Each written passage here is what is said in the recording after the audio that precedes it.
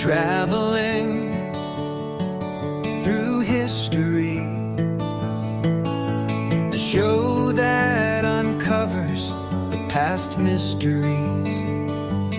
Washington, Jefferson, Alexander the Great, William the Conqueror, or the independence of the states. Well, welcome to another episode of Traveling Through History. Tonight we're going to take on two great American patriots. This is the beginning of a series we're kicking off in 2026, which of course is the 250th year of the American Republic. And we're going to be bringing you a lot of really exciting episodes this year around the American Revolution, American independence, the formation of the country, and all the great patriots that helped us get there. So tonight will be the first of that series, and tonight we're going to take on two of those patriots. The first one being Francis Scott Key, who was the writer of the poem that eventually became the Star Spangled Banner, which of course is our nation's national anthem. And we'll talk a lot about Key, his background, how he wrote the poem, how it ended up being published, and then how it ended up eventually becoming our Star Spangled Banner that we're so familiar with today, and that has become our national anthem and is played at every single game in the United States every single week. So it's a big part of our culture. So we'll get into Francis Scott Key and the Star Spangled Banner and the history behind that. And then we'll also get in tonight into Betsy Ross, who was rumored to have been the person who actually sewed the first Betsy Ross flag, which became the first official flag of the United States, that she was commissioned by George Washington and several other men that were leaders of his on his council. And we'll talk about Betsy Ross. We'll talk about why some historians believe maybe she wasn't the first to sew the flag, but that she was very involved in the flag making process. There were others that were involved in the designing of the flag as well and in the commission of it. And then we'll talk about her background, her life, how she got involved in flag making, her interactions with Washington and his wife and his administration. And then we'll talk about some of the others who were involved in getting the flag actually adopted in Congress as our official flag. We're also going to go through all the different changes that the flag has gone through over the years. There have been 28 official American flags, and we'll take a look at all of those. So let's go ahead and get into Francis Scott Key and Betsy Ross. So as you can see, Francis Scott Key and Betsy Ross, the anthem and the American flag. You see a great picture there to the top left of Francis Scott Key's official statue that's in the Francis Scott Key Park in Washington, D.C. You can actually visit that today if you'd like to take a look. It's a really cool place to go. It's not too far from where his residence was in Georgetown. And so you can go check that out. It's a little piece of history. Other memorials that are to him in both Frederick, Maryland, and up in Baltimore. So there's different places you can go visit Francis Scott Key memorials and statues and go learn more about himself and his life. Just below that is the official lawyer picture he had. He was a longtime lawyer for over 40 years in Washington, D.C. and Maryland. So that was the official painting and portrait that was done of him as he was in the height of his legal career.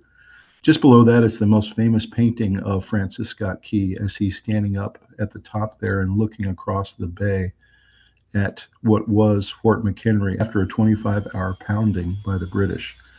And he was looking to see if the American flag was still standing. And as you can see in the picture off in the distance, it is. It's still standing.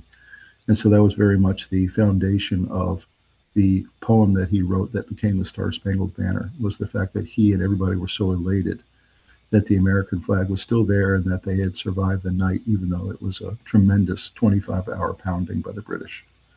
To the right of that picture is a picture of what an artist thought it looked like during that bombardment by the British ships that happened all night of Fort McHenry. That's what they thought it looked like with all the explosions going on. And then to the right of that is a very famous portrait of Betsy Ross holding the original flag that is now called the Betsy Ross Flag. And then some other pictures to the right there of her as a seamstress and different reenactments of what it might have looked like when she was doing her work in her shop. And then the most famous painting of all, just above that was done many years after her life. And that's a picture showing her displaying the Betsy Ross flag for the first time to George Washington and his commission. And then, of course, a great picture there of the Betsy Ross flag as it's flying in the wind. So, and behind the words there, you can see the title to the Star Spangled Banner and the original lyrics and music as it was played. Let's talk about Francis Scott Key. He was born August 1st, 1779, and he died January 11th, 1843. He was an American lawyer, author, and poet from Frederick, Maryland, best known as the author of the poem Defense of Fort McHenry, which was set to popular British tune and eventually became the American national anthem, the Star Spangled Banner. In 1814, Key observed the British bombardment of Fort McHenry in Baltimore during the War of 1812. He was inspired upon seeing an American flag flying over the fort at dawn. His poem was published within a week with the suggested tune of the popular song To Anacreon in Heaven, which was a famous British song at the time. The song with Key's lyrics became known as the Star Spangled Banner and slowly gained in popularity as an unofficial anthem for the country, finally achieving official status as the national anthem more than a century later under President Herbert Hoover. Key was a lawyer in Maryland and Washington, D.C. for 4 decades and worked on important cases, including the Burr conspiracy trial, and he also argued numerous times before the Supreme Court. So he's actually a very prominent lawyer in Washington, D.C. He was nominated for district attorney for District of Columbia by President Andrew Jackson. Although he was against the War of 1812, or Madison's War, as everyone called it, he worked to get American prisoners of war freed from the British throughout the conflict. So you can see he was a little bit of a dissenter when it came to the war itself, didn't think we should be in it, but he was very much a patriot in trying to get American soldiers and captives out from British control. He worked very tirelessly for all those years during the War of 1812 to try to get those people out of captivity. In terms of his early life, Key was born into an affluent family. His father was John Ross Key of English descent, and his father was also a lawyer, and he was a commissioned officer in the Continental Army and a judge. His mother, Anne Phoebe Dagworthy Charlton, you can see a picture of her on the bottom right there. That's a picture of his mother. She was born to Arthur Charlton, a tavern keeper, and his wife, Eleanor Harrison of Frederick, in the colony of Maryland. Key grew up on the family plantation Terra Rubra in Frederick County, Maryland, which is now Carroll County, Maryland. You see a great picture there to the right of a memorial that's there at the family farm that still exists, which is called Terra Rubra. You can actually go visit that today. He graduated from St. John's College in Annapolis, Maryland. In 1796, he read the law under his uncle, Philip Barton Key, who was loyal to the British Crown during the War of Independence. So he was a loyalist, his uncle. He married Mary Taylor Lloyd on January 1st, 1802, who was daughter of Edward Lloyd IV of Wye House and Elizabeth Taylor, daughter of John Taylor II of Mount Airy, and sister of John Taylor III of the Octagon House.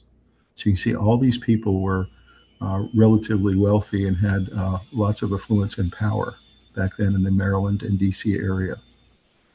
The couple raised their 11 children in the Georgetown residence that's now called the Key House. And unfortunately, that Key House was preserved for many, many years, but it has since been deconstructed. But there is a plaque there nearby, along with one of his statues, if you'd like to go take a look at it. So the War of 1812, a little background behind this war, just to kind of set the table for what was going on at the time of Francis Scott Key. The War of 1812 brought the United States onto the world stage in a conflict that ranged throughout the American Northwest, Midwest, Southeast, and also into Canada, and also largely took place on the high seas and Great Lakes. So a lot of the battles were actually naval battles. The United States went to war against Great Britain. The British were already at that time waging a war against France as well, one that had been raging since 1793. Canada, which had been under British rule at that time, became the primary battleground between the young republic and the old empire. The seeds of war were sown in many different places and many different ways that led to this conflict. Since their war had broken out, Britain and France had both tried to restrict international trade on the high seas. The United States was then put into an awkward position, unable to trade with either world power without incurring the wrath of the other.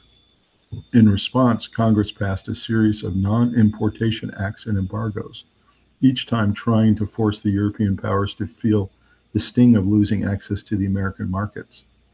From 1783 to 1812, the British Parliament issued 12 orders in council, which declared that any merchant ship bound for a French port was subject to search and seizure. Because the United States traded regularly with France, the orders put a heavy strain on Anglo-American relations.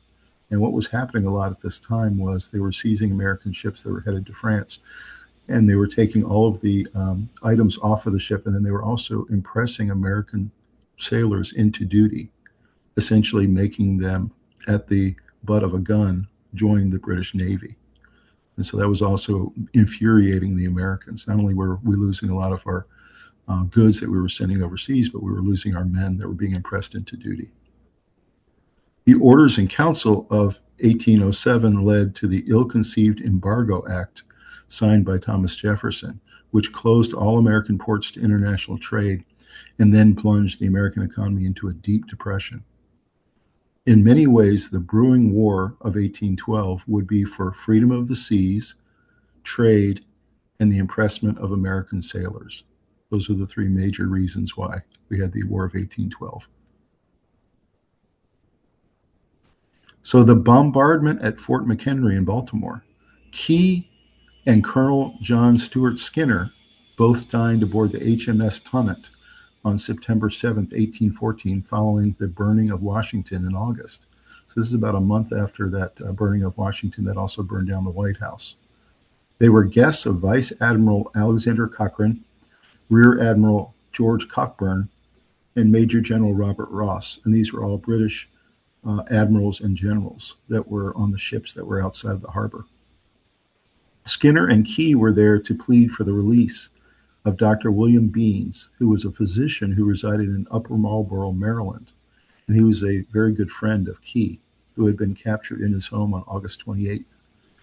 Beans was accused of aiding the detention of several British Army stragglers who were ransacking local homes in search for food. Skinner and Key and the released Beans were all allowed to return under guard to their own truce ship, which was just off the major British ship. But they were not allowed to go ashore because they had become familiar with the strength and position of the British units and ships and their intention to launch an attack on Baltimore and on Fort McHenry. He was unable to do anything but watch the 25-hour bombardment from his truce ship of the American forces at Fort McHenry during the Battle of Baltimore, from dawn of September 13th, 1814 to the next morning. He and the others on his ship were amazed when they looked at Fort McHenry and it was still standing and the flag was still flying, meaning the Americans had survived the night. So you can imagine what that must have been like to sit here and watch this bombardment that went on for 25 hours, more than a day, of this fort and of the coastline. What's interesting, I was reading that many of the local people who lived around Baltimore were sitting in their homes and looking out their windows, out of their kitchen windows, out of their dining room windows, and watching this happen, and watching this almost like a fireworks show. Obviously very scared of what was happening, but also in some ways they couldn't look away. It was so fascinating to watch this naval battle that was happening. Of course, the cannons at Fort McHenry were also firing back at the ships. So it must have been quite a sight.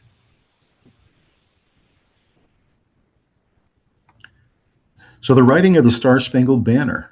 At dawn that next day, Key was able to see a large American flag still waving over the fort.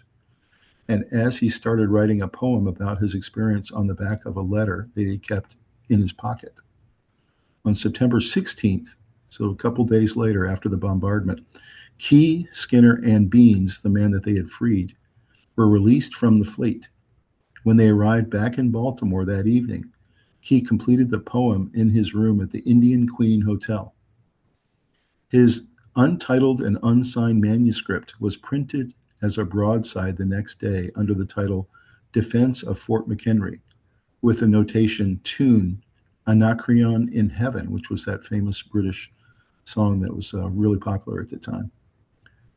It was a popular tune that Key had already used as a setting for his 1805 song, When the Warrior Returns, celebrating American heroes of the First Barbary War. It was the published in newspapers first in Baltimore and then across the nation that week under the new title, The Star Spangled Banner. It was somewhat difficult to sing, yet it became increasingly popular, competing with Hail Columbia, which was another tune they were using as the national anthem in 1796. And it became the de facto national anthem by the time of the Mexican-American War and the American Civil War. The song was finally adopted as the American national anthem more than a century after its first publication by an act of Congress in 1931, signed by President Herbert Hoover. So isn't that interesting? It took a whole 100 years for the song to really settle in, for everyone to sing it and to enjoy it, and for it to become eventually the official song of the United States. And what was interesting is they started to debate it in Congress as early as 1920. So it took a full decade in Congress for them to debate it and eventually make it a law. You can see a picture there on the top right of what the original sheet music looked like to the Star Spangled Banner. That's actually one of the few original copies that's still left, and that's actually kept in the archives in Washington, D.C. And then also see to the bottom there the National Anthem Day, which exists in September right now, and that's the lyrics of the Star Spangled Banner, the first verse.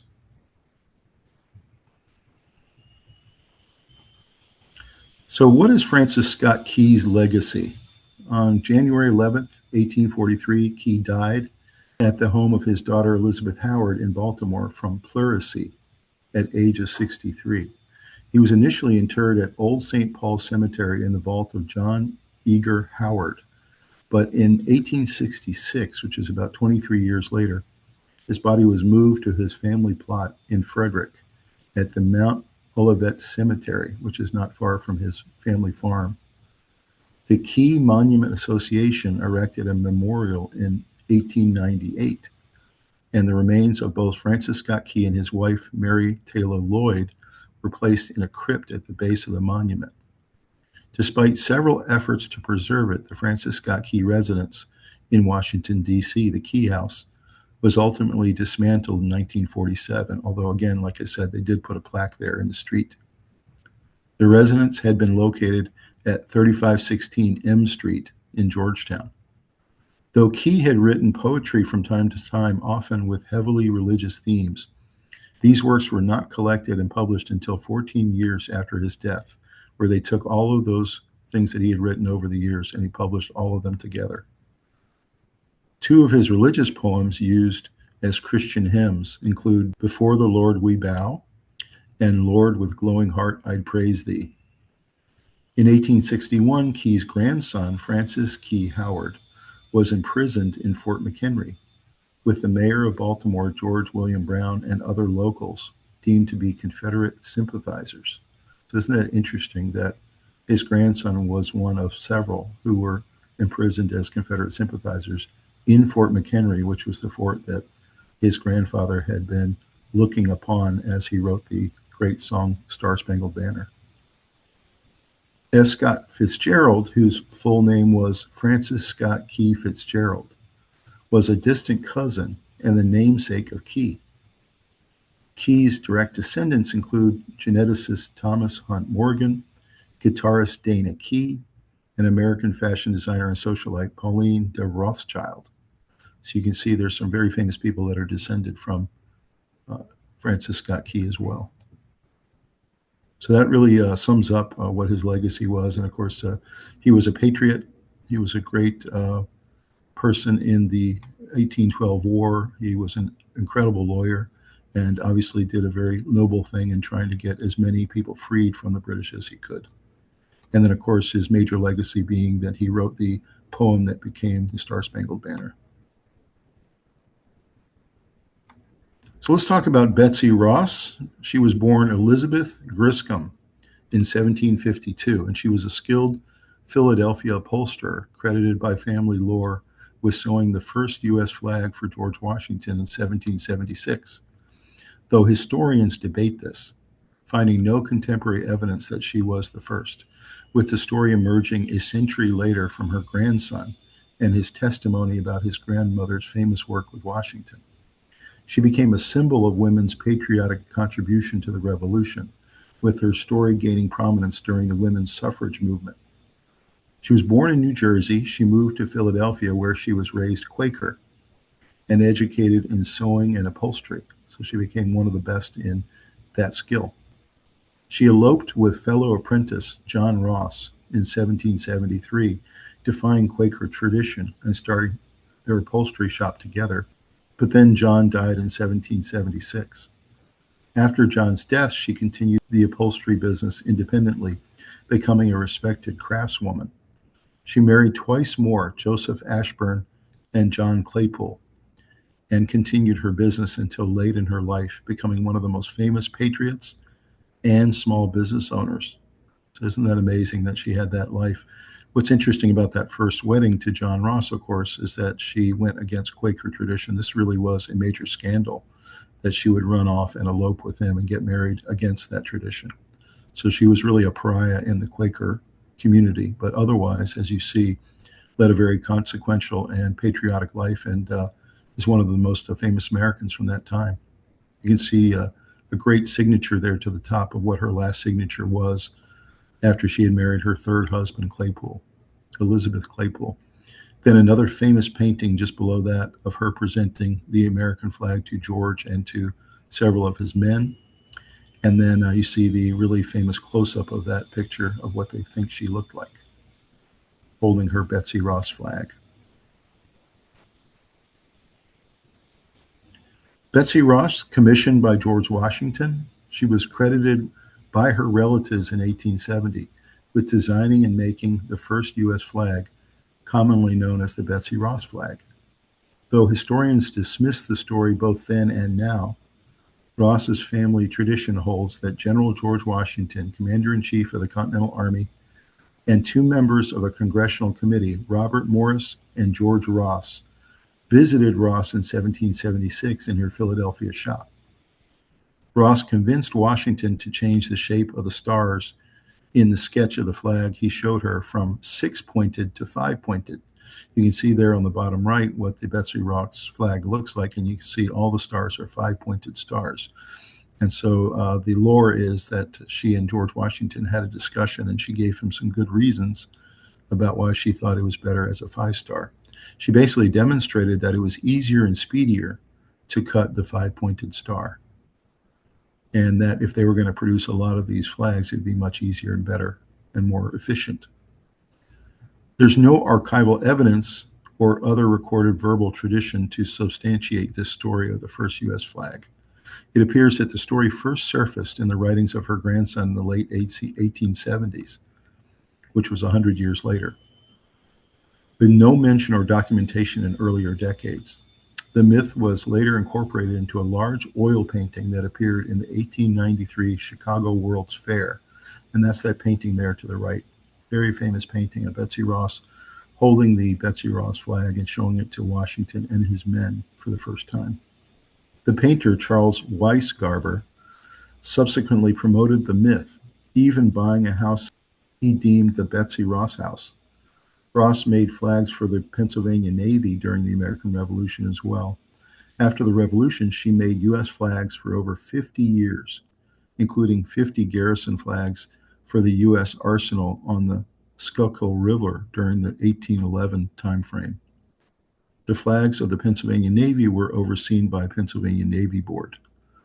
So what a fascinating story, whether it's true or whether it was embellished, of her working with Washington, working with the two congressmen to come up with the design of the flag, to go from 6 to 5, and then eventually to spend that time and 50 years of her time working on American flags and Pennsylvania flags, and becoming a big part of our revolution and the post-revolution period. So some of the flags during the American Revolution at that time, they evolved from early colonial banners to the official Stars and Stripes adopted on June 14th, 1777. Key flags included the 1775 to 1777 Grand Union flag, which had 13 stripes along with the British Union symbol. You can see on the top right there, that's what the original flag was. It was called the Grand Union flag, and it included a British symbol in the top left.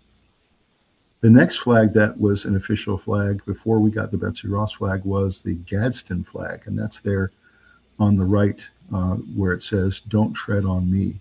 That was actually an official flag for a while, called the Gadsden flag. And then we had various flags that came along. We had the Continental Colors flag from 1775 to 77. We had the first Flag Act that happened June 14th of 1777, which went through Congress. And eventually they looked at about 4 different models, and they decided to go with the Betsy Ross flag, which is there to the right, just below the "Don't Tread Me," with the 13 stars in a circle. Then finally, there was also an alternate flag that was also official, but not the most popular one. That was the Bennington flag, which is on the bottom there. It is a variation that was sometimes used featuring the 76 in the canton and recognized as starting with white stripes rather than red. So isn't that interesting? The stripes were flipped with the white at the top instead of the red, and then the 76 in the middle. That's the Bennington flag. The stripes, of course, represented the 13 united colonies, and the stars represented a new independent nation, often arranged in different constellations. So that was the idea behind the design of the flag. And as you see, it continued to evolve right there during the American Revolution and after. There are many different variations and versions and reasons behind it. So adopting the Betsy Ross flag, on June 14, 1777, Congress resolved that the flag of the United States be 13 stripes, alternating between red and white, with a blue field representing a new constellation of 13 white stars. The specific design with the 13 stars arranged in a circle is traditionally attributed to Philadelphia flag maker Betsy Ross, who allegedly suggested 5-pointed stars to George Washington. The flag was adopted to foster unity, and June 14th is now considered Flag Day in the United States. Some historians believe Francis Hopkinson, who was a signer of the Declaration of Independence, that he actually designed the flag, and he requested payment for his design work, and they actually have evidence that he requested payment. So I think it's pretty clear he was involved in the design of the flag, and whether Betsy Ross added the 5-pointed stars is myth, but might have been true. There was some evidence in letters and correspondence that he designed it and that Betsy Ross sewed the first prototype of the flag in her shop. And it was brought to Washington for viewing without Ross or Hopkinson present. So that's likely what really happened. That's what most historians think happened, was that Hopkinson designed it. Betsy Ross suggested the 5 stars for ease of use and processing, and that her flag, which was not too far from the Philadelphia State House, because at that time in 76, Philadelphia was our capital of the country, that she actually sewed the first prototype to be taken to Washington, but that she was not actually there during the demonstration, and Hopkinson wasn't either. So you can see Flag Day, which is still today, June 14th. The reason for it is because that's when Congress passed the official flag. So American flag evolution, you can see here, we've had 28 different designs over the course of the 250 years of the country. The first one being that flag that incorporated the British flag in the top left. Then we finally, during the 77 to 1795, we had the Betsy Ross flag and the official U.S. flag alternating back and forth. And we actually had the Bennington flag as well. So there's 3 flags during that period. And then as you see, we got to 15 states, and then we got to 20 states and 21 and 23 and beyond. Every time we added a state, we add another star to the American flag. The flag itself design stayed pretty constant except for the star field, which continued to expand. And you can see all the way down to 1960 was the last revision of the flag that we did, where we added our 50th state. So you can see what an amazing evolution of the flag you can see here of the 28 different designs that have been official. So Betsy Ross, what was her legacy? It really was kind of complex. She's a beloved American icon, symbolizing the patriotic women and everyday contributions to the revolution by those women. She was credited with sewing the first U.S. flag, a story that had been popularized by her family and especially her grandson. But historians largely view the flag story as a myth, while acknowledging her real role as a successful businesswoman, patriot, and single mother who made flags and war materials during the war and after. Her enduring legacy is a symbol of American ingenuity and resilience, despite the lack of concrete proof for the famous flag tale. She was a successful independent businesswoman in revolutionary Philadelphia, a rarity for women then, taking over her upholstery shop after her first husband's death in the war. She supported the revolution by producing essential goods, embodying the working men and women who sustained the war effort, not just famous figures that did it. Her story, although likely untrue in its specifics, became a powerful symbol of American unity, everyday sacrifice, and the foundational role of women in the nation's birth, celebrated through monuments and stamps and her preserved home and shop. So you can actually go to Philadelphia today and go see her shop in her home where Betsy Ross lived and where she was doing most of her work over those 50 years. See some great pictures there to the right of her and her maids that were helping. See some great pictures there to the right of her and the women that were helping her in her shop sewing that first American flag. And then to the bottom, another painting of her presenting it to Washington for approval. Let's talk about some of the anthem and flag quotes, famous ones from over the years. The first one here from George Washington: "We take the stars from heaven, the red from our mother country, separating it by white stripes, thus showing that we have separated from her, and the white stripes shall go down to posterity, representing our liberty." So you can see it was very important to the founders, to Washington, to that administration, that we have a symbol of the country. And that's really what the flag was. The next one's from Ronald Reagan: "I can't claim to know the words of all national anthems in the world, but I don't know of any other that ends with a question and a challenge as ours does. Does that flag still wave over the land of the free and the home of the brave? That is what we must all ask." So for him, the anthem itself kind of constituted what the question is for us going forward. Do we want to maintain our freedom? Do we want to maintain our home of the brave? And that flag really symbolizes that. So does the song. "America is a tune. It must be sung together." That was Gerald Stanley Lee. And so again, he's really summing up nicely why that national anthem is so important and why the flag is so important to the country. It's really about national unity and about we're in this together as a country. We're in this together as a people. "The dead soldier's silence sings our national anthem." That's really a profound statement made by one of our ex-presidents, that really we have to always remember the sacrifice of the soldiers on the battlefield to protect our freedom, and that when we sing that national anthem, we should be thinking of them. "Anytime I sing the anthem, it is an honor and my heart beats out of my chest." That was Luke Bryan. He said that 2 years ago. And that really does signify to people that truly are patriots and how they feel about the anthem. And that really is an honor. If you get to sing it as an artist, that is a big deal. "One flag, one land, one heart, one nation, evermore." That really famous picture from World War II of those men that had fought so hard to get to the top of that hill in Iwo Jima and put that American flag up as a symbol. "The whole inspiration of our life as a nation flows out from the waving folds of this banner."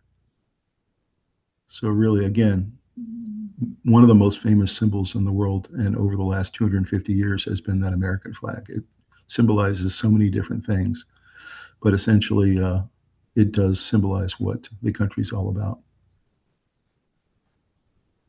"The American flag represents all of us and all the values we hold sacred." The American flag is the symbol of our freedom, national pride, and history.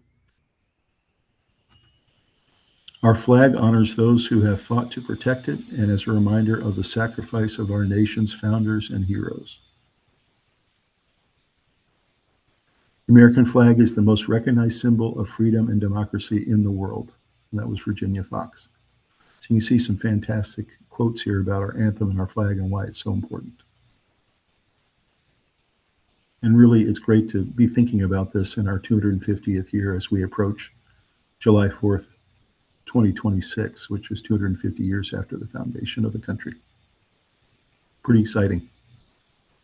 Well, that gives you a really good summation of Francis Scott Key, who gave us the Star Spangled Banner and many other things, but he was a great patriot, as you see.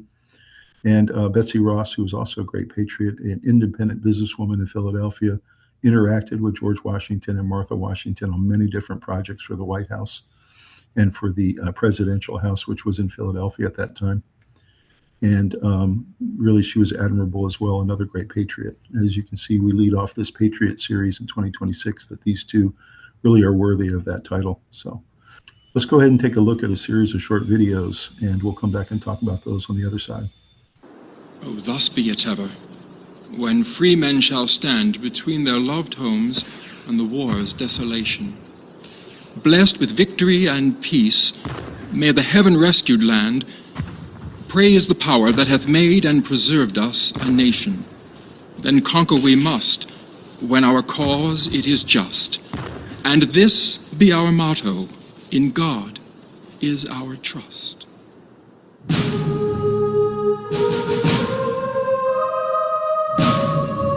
Francis Scott Key was born on his family's estate near Frederick, Maryland in 1779 to a distinguished family of patriots and lawyers. When he was 10 years old, little Frankie, as he was called, was sent to Belvoir, a quaint brick mansion 6 miles outside Annapolis. Key's grandmother, Anne Arnold Ross Key, had been born to wealthy English parents and early in life developed a strong will and inspiring determination. When her family home caught fire, a youthful Anne raced into the burning building, attempting to save 2 of the servants. Thick, toxic smoke and searing heat scorched her vision. She emerged from the wreckage, totally blind. Anne's courage and faith never faltered in the long life that followed, and as young Frankie sat reading to her in the hard-polished wood parlor at Belvoir, he couldn't help but be influenced by her incredible resolve and devotion to God. If a woman who lost her sight can still see the purpose in life, Key must have contemplated, then perhaps the power of faith is a force worth exploring. Over the next 7 years, young Frankie received an excellent religious as well as liberal education. At St. John's College in Annapolis, he studied Latin, Greek, mathematics, and navigation.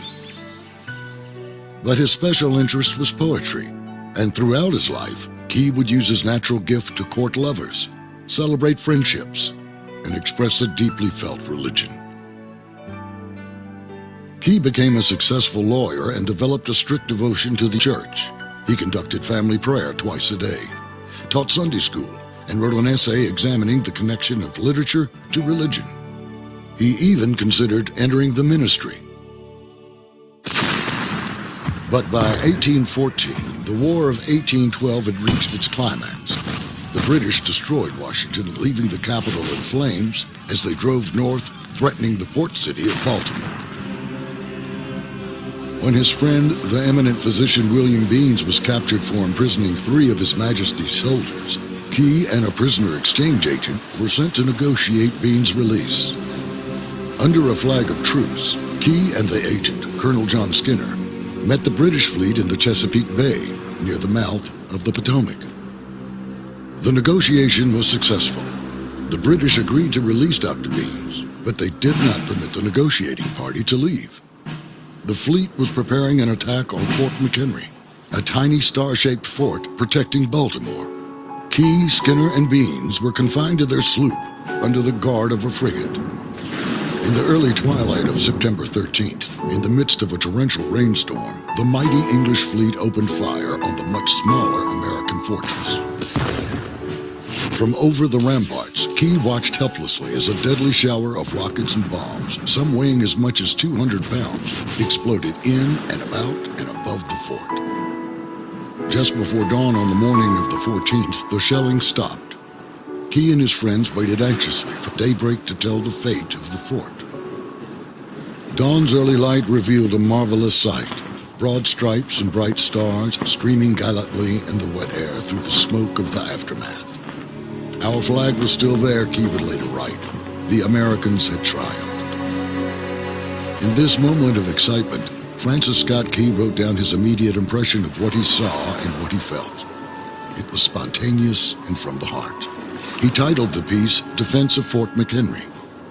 The country would come to know it as the Star Spangled Banner. Following the war, Key continued a successful career in law and was appointed district attorney in Washington. In January of 1843, despite being troubled by a sore throat, Key, now in his 64th year, took a business trip to Baltimore. At his daughter's house, his sore throat developed into pleurisy, which quickly advanced to pneumonia. Francis Scott Key died on January 11, 1843, leaving behind his wife, 8 of 11 children, and a poetic account of history that would unite his country in song. Oh, say, can you see by the dawn's early light what so proudly we hailed at the twilight's last gleaming? Whose broad stripes and bright stars through the perilous fight o'er the ramparts we watched were so gallantly streaming? And the rocket's red glare, the bombs bursting in air, gave proof through the night that our flag was still there.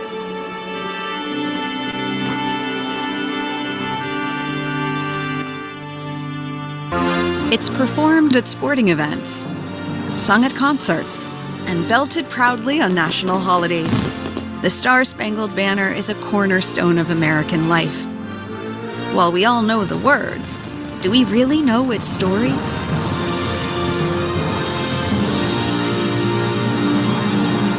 It's 2 years into the War of 1812. The British have already burned parts of Washington, D.C. Under British watch, Francis Scott Key, a lawyer and poet, boards a ship in the Chesapeake Bay to negotiate the release of an American prisoner. While aboard, he hears of an impending British attack on Baltimore. Lest he leak their plans, the British stop him from returning to the city. More than a year earlier, Major George Armistead commissioned flag maker Mary Pickersgill to make a 30 by 42-foot oversized garrison flag. Along with members of her family, Pickersgill received help from Grace Wisher, a free black girl indentured to her. They used, ironically, English wool. Back in the Chesapeake Bay, Key watches in horror as the British bombard Fort McHenry for 25 hours. When the smoke clears, by dawn's early light, he sees Pickersgill's flag being raised. Fort McHenry has held. Today, that flag is on view at the Smithsonian's National Museum of American History. Inspired by the victory, Key writes lyrics to the tune of a well-known English song. "'Twan backyard in hand where he sat in full glee." It spreads nationwide. Newspapers printed in 1813 with the title Defense of Fort McHenry, and it's later renamed the Star Spangled Banner. During the Civil War and then the U.S. Centennial in 1876, the Union's connection to the flag deepens. Key's composition becomes even more popular. When the U.S. military begins playing the song during flag raisings, its patriotic significance is cemented. And playing the Star Spangled Banner at baseball games? That starts as early as 1862, gaining popularity as loudspeakers improve. In 1918, it is famously performed at a World Series game in Chicago. Across the Atlantic, a world war rages. The day before, right in Chicago, a federal building had been bombed. The mood at the sparsely attended ballpark is glum. Then, during the seventh-inning stretch, a military band plays an old tune. Slowly, the crowd begins to sing along, saluting the flag and rising to their feet. An American tradition is born. When it comes time to select a national anthem in the 1920s, Key's song isn't a shoo-in. The decision sparks intense debate in Congress. Some members argue the Star Spangled Banner is too difficult to sing or too focused on war. But in 1931, Congress finally designates the Star Spangled Banner as the national anthem. Today, it reminds us of our nation's storied history, making it hard to imagine any other song taking its place. We will look at the talented legacy of flag maker Betsy Ross. Elizabeth Betsy Griscom Ross was an upholsterer who was credited by many with making the first official U.S. flag, now known as the Betsy Ross Flag. However, most historians dismiss the story as more of a Ross family tradition than documented history. The story holds that General George Washington, Commander-in-Chief of the Continental Army, and two members of a congressional committee, Robert Morris and George Ross, visited Betsy Ross in 1776. George Ross was the uncle of Betsy's husband. The legend asserts that Mrs. Ross convinced George Washington to change the shape of the stars. In a sketch of a flag he showed her from 6-pointed to 5-pointed by demonstrating that it was easier and speedier to cut a 5-pointed star. Yet there is no historical archival evidence or other recorded oral tradition outside of her family to substantiate this story of the first U.S. flag. It appears that the story first surfaced in the writings of her grandson in the 1870s. Nearly a century after the fact, with no documentation in earlier decades. So who was Betsy Ross, and what do we know about her?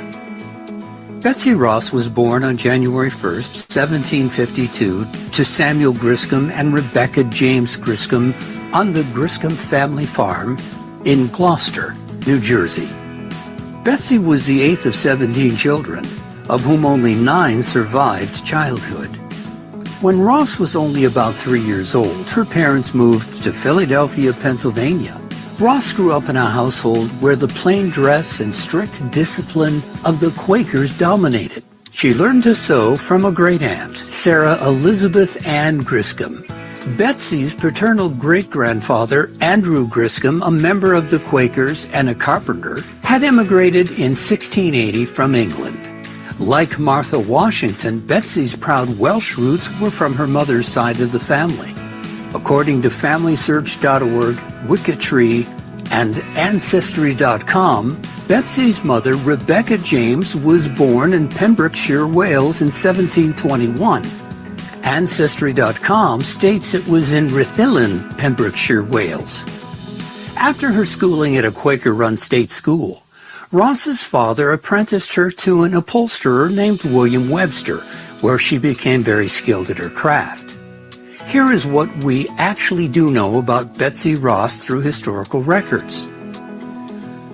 Betsy Ross made flags for the Pennsylvania Navy during the American Revolution and after the Revolution. She made U.S. flags for over 50 years. She made 50 garrison flags for the U.S. Arsenal on the Colskill River during 1811. The Navy flags were overseen by the Pennsylvania Navy Board. This board reported to the Pennsylvania Provincial Assembly's Committee of Safety. In July of 1775, the president of the Committee of Safety was Benjamin Franklin, and its members included Robert Morris and George Ross. At that time, the committee ordered the construction of gunboats that would eventually need flags as part of their equipment. As late as October 1776, Captain William Richards was still writing to the committee, or Council of Safety, to request the design that he could use to order flags for their fleet. We know that Ross was one of those hired to make flags for the Pennsylvania fleet. An entry dated May 29, 1777, in the records of the Pennsylvania Navy Board includes an order to pay her for her work.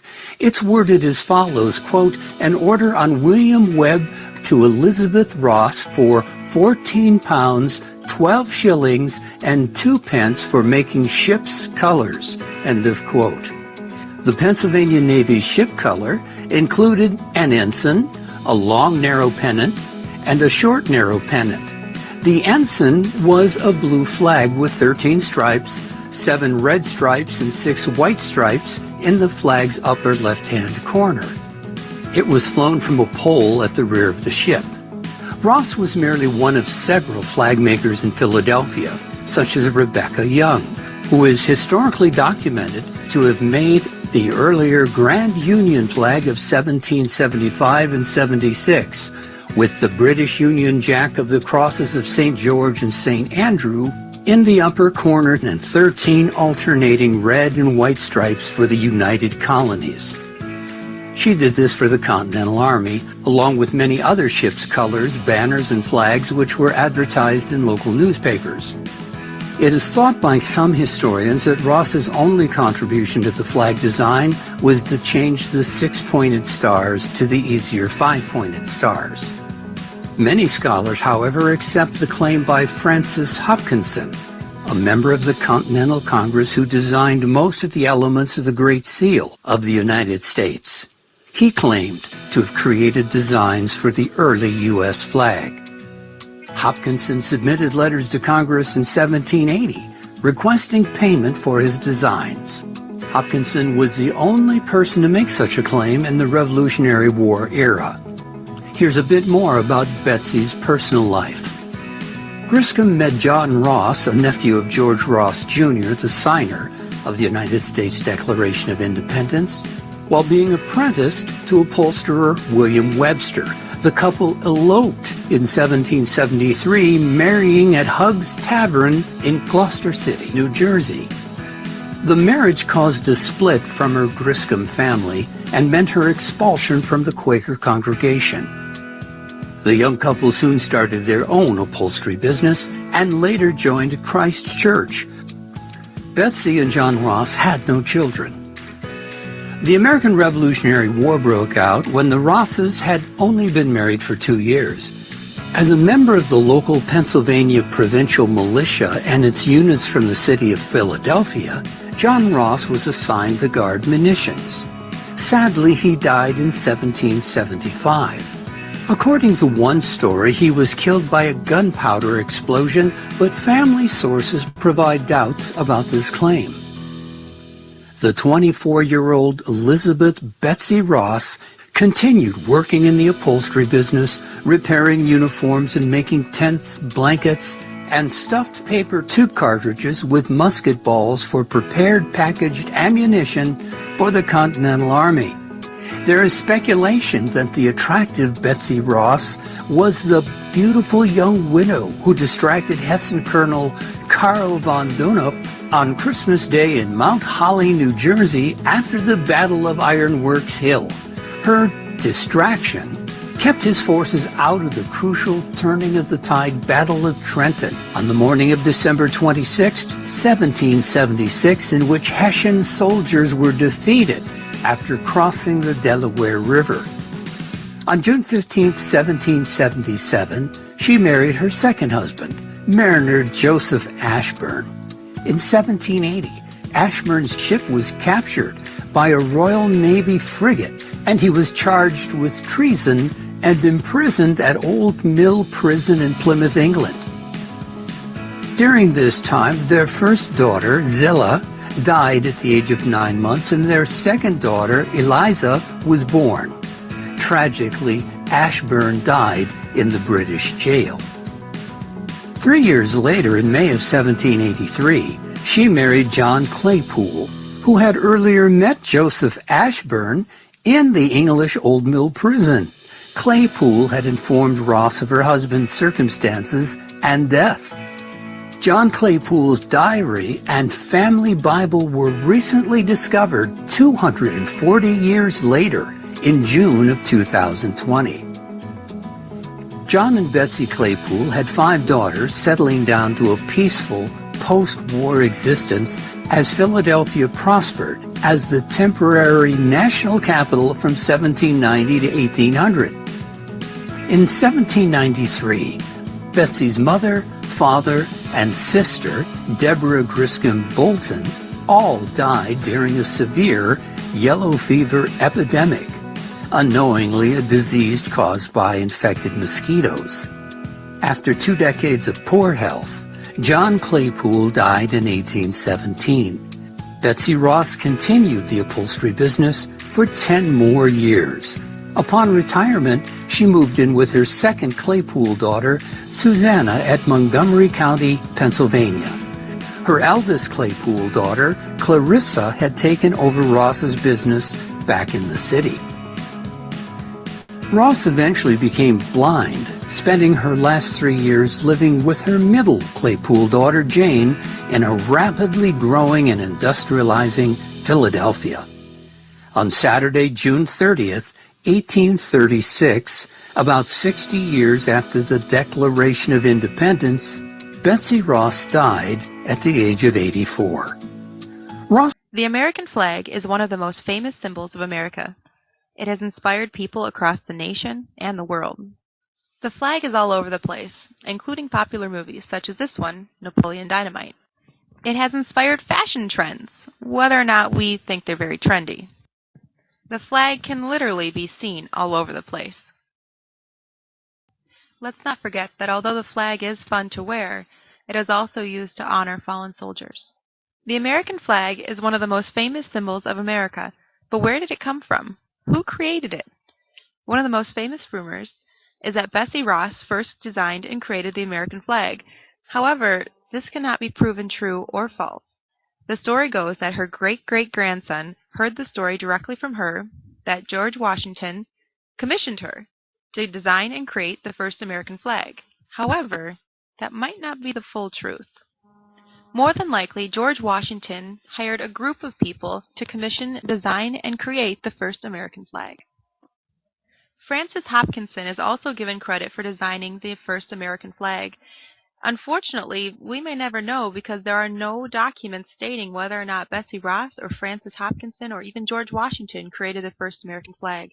What we do know is that documents from the time period suggest that both Francis Hopkinson and Betsy Ross designed different flags for the United States of America.